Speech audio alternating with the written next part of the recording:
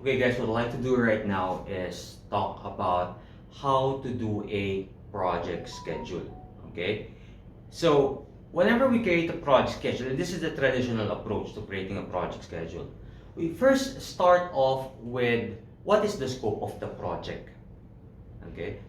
And in determining the scope of the project, what we use is what we call a work breakdown structure. Now, work breakdown structure basically decomposes the project into its component parts. Okay, what we call the work packages. The work packages is a work package is a unit.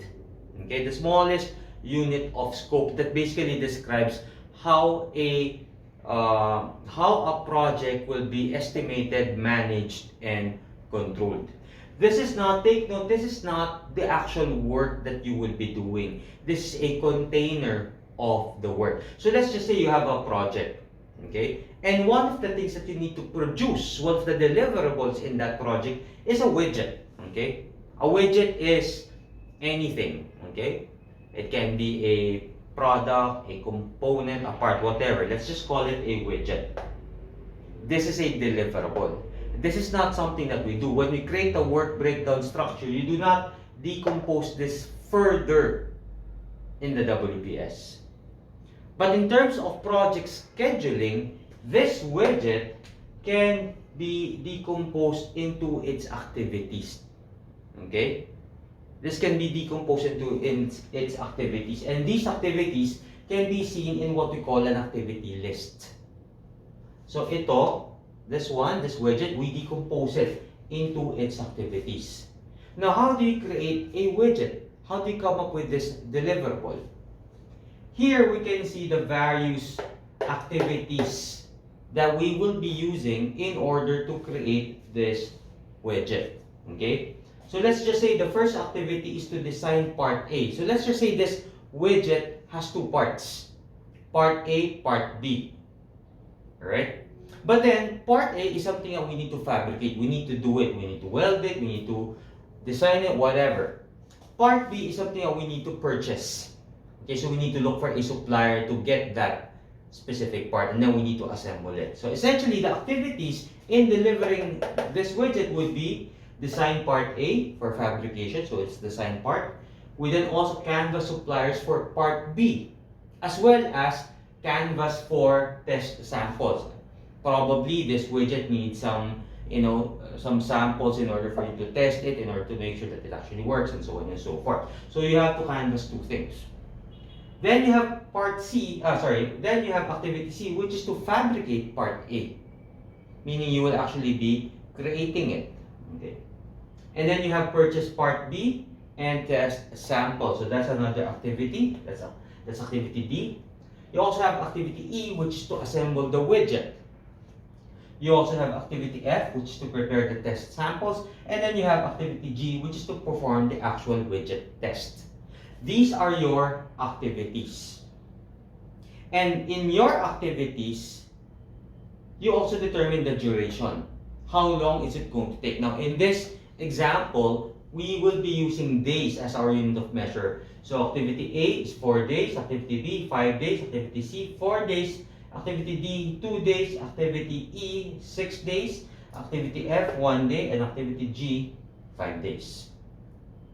One of the things that you also need to do in your activity list is to determine what are the predecessors and the successors of each of the activities.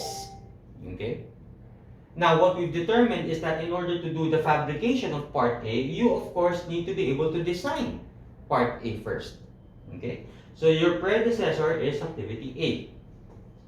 For activity D, which is to purchase part B, okay, you need to canvas the suppliers first before you can actually purchase, obviously. In order to assemble the widget, you need the two parts available. So you need to be able to have fabricated part A, and you need to be able to have purchased part B in order for you to assemble. Okay. In order for you to prepare the test samples, you need to be able to have purchased the test samples. And lastly, in order for you to perform the widget test, you need to be able to, first of all, assemble the widget and ensure that the test samples have been prepared. Okay? So you look into your activities to understand what are the predecessors so that you can connect them together. Okay? So by the way, when you talk about the duration, this already assumes that you have already taken to consideration the resources, the kinds of resources, as well as the type and number of resources that you will be using, because that affects the duration. Okay? So this is what you call your activity list. And this is what we use to start creating our schedule. So I'll just erase this for the meantime. Now, in creating the schedule, we create what is known as a schedule network diagram. Schedule network diagram. Now, a lot of you probably have heard of Gantt charts, project calendars, and all these stuff. These are okay. But in order for you to actually create a real schedule, you start off with a network diagram. This is the most crucial part. This is the most basic way of creating a schedule. Okay? Gantt charts, project calendars, all these nice stuff are only derived from the schedule network diagram. You cannot create a proper schedule without creating a network diagram. So in your quizzes, in your assignments, if you are required to create a project schedule, you start with this. Okay? You don't just do a Gantt chart. Because if you just do a Gantt chart without doing this, then you cannot prove that your Gantt chart is correct. Alright? So how do you do a network diagram? Again, we start off with our activity list. And then from here, okay, we create our terminators. Okay? So we have our start and end or finish, whatever you want to call it, doesn't matter. Okay? And from here, we try to connect each of the activities. Okay?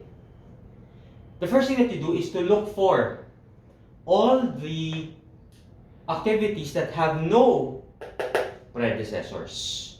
Okay? In this case, activity A and activity B have no predecessors. So let's try to use, okay, two activities. This one, let's call it activity A. And this one, let's call this activity B. Okay? Activity A and activity B. We connect them. Okay? And then the next thing is to look for all the activities that have no successors. Although I didn't put it here, my fault, my bad.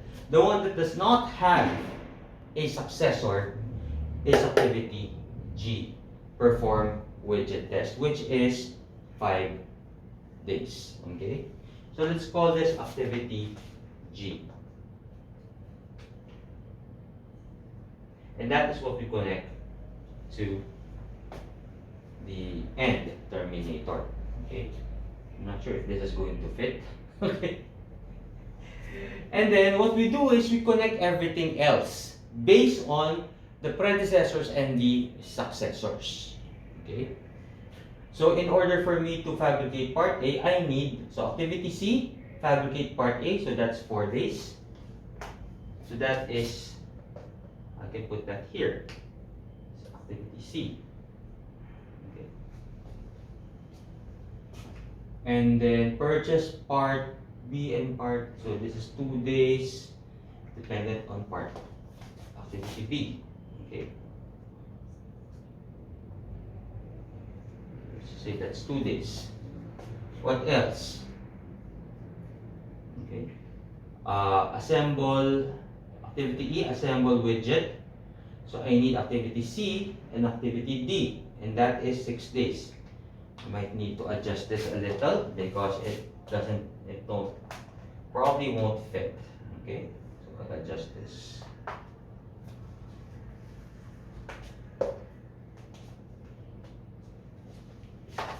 So let's just say this is activity E. in order to do that, I will be connecting. Take note the relationships, okay? These arrows show you the relationship between the activities. These are the logical relationships. In all these ones, I'm using a finish to start relationship. You can use a finish to finish, start to start, start to finish, whatever, that's fine. Okay? But you have to determine, you have to look at the activities itself so that you know what is the best type of relationship to use. Okay? And then perform widget test. That is dependent on activity E and F. Okay? That's activity, prepare test samples, that's dependent on activity D. Okay, so I have another arrow here. Activity F. Okay. And in order to perform activity G, that is dependent on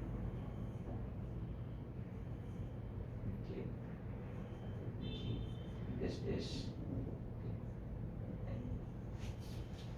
right. So this is what the schedule network diagram looks like. Okay, you know it's a bit off, but I hope you get the picture. Okay. So from start to end, you will notice that there are no gaps. Okay, there are no gaps. There are no areas wherein this does not connect. Everything connects to one another. Okay, everything connects to one another. This is just the first part. It doesn't end here. So what's the next step?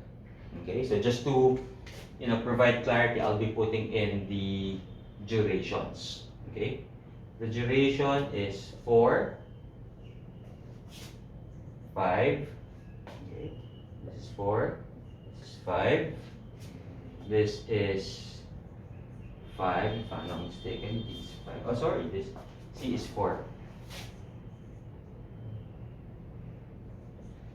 C is 4.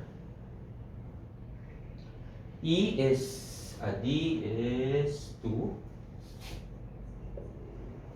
E is 6. F is 1. And G is 5. Okay. So I put in the durations. Okay. So that it's easy for you to see. Now from here, we can look at the number of paths. Okay, the number of paths. So as I've told you, there should be no gaps. Okay, there should be no gaps in between the activities. So from start to end, there is always a path. It doesn't break. Okay, it doesn't break. See, it doesn't break.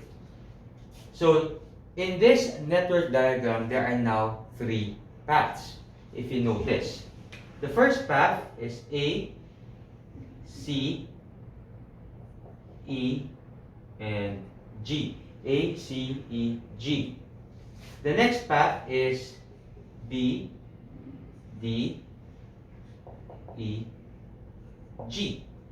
B, D, E, G. Okay. The last path is B, D, F, G. B, D, F, G. Right? Are you getting it? Okay. So now that we know all the paths in this network diagram, the next step is to actually add. Okay? Add the durations of each path. Now, if there are any leads or lags that are in the logical relationship, we just either add that or subtract that. Okay, we just add that or subtract that in the whole path itself. Okay, so ACEG, 4 plus 4 plus 6 plus 5, so that's 19. BDEG, 5 plus 2 plus 6, okay, 13 plus 5 equals 18. BDFG, 5 plus 2 plus 1 plus 5. So that's 13. So what is this for? This is what we use in order for us to know the critical path. The critical path is the longest path in the schedule network diagram. In this case, what is the longest path? It is A, C, E, G. Okay? A, C, E, and G. That is your critical path. So if you'd like to know how long this project will take, the answer is it will take 19 days. Okay? In order to create the widget, it takes 19 days. Okay? So that's how to create a project schedule. Okay? This is what you will use to put in a Gantt chart, to put in a project calendar. So this is the basics. Okay? Now, if there are leads or lags, for example, you put in a +1 lag here, then you just add the +1 in the network or in the critical path. Okay? If it's a lead, you put in a -1, then that's the same thing that you need to do. Okay? So there. If you will be compressing the schedule, for example, by doubling the resources. So let's just say you add an additional resource on activity C. And if you multiply the resources by 2, okay, this 4-day activity will probably take 2 days when you crash the schedule. And so therefore, this will not be 19 anymore. Okay, this will be 17. And if that's the case, your critical path now changes to BDEG because you have shortened this path by adding more resources on this specific activity. Okay? So I do hope that clears up how to do a project schedule. Alright? Thank you guys.